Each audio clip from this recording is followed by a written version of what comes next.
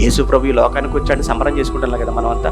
ఈ లోకానికి వచ్చినందుకు అది సంబరం, నీ లోపలికి వస్తే పండుగ అది. యేసు ప్రభువు వారు ఈ లోకానికి వచ్చాడహో అని మనం గట్టిగా ఏకలే చెప్తుంటే, ఈ లోకానికి వచ్చాడు, నువ్వు అరిస్తే ఏంటి, అరవకపోతే ఏంటి? ఆయన ఈ లోకానికి రావటం గొప్ప సంగతి కాదు. ఆయన ఇప్పుడు ఎక్కడికి రావాలి? మనలోనికి రావాలి.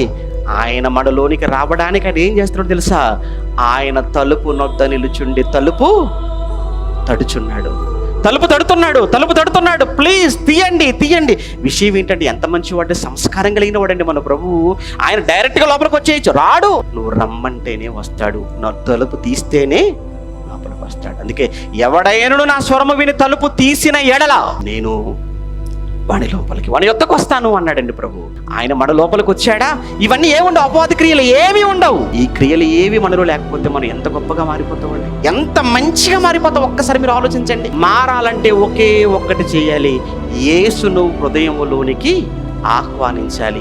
ఎప్పుడైతే మీరు యేసుని మీ హృదయంలోనికి ఆహ్వానిస్తారో అదే రియల్ క్రిస్మస్, అదే నిజమైన క్రిస్మస్, అదే అసలైనటువంటి క్రిస్మస్ పండుగ అండి. యేసు ప్రభువును మన హృదయంలోనికి ఆహ్వానించినంత వరకు నువ్వు పైన ఎన్ని స్టార్లు పెట్టు ఉపయోగం లేదు. నువ్వు స్టార్ అవ్వాలి.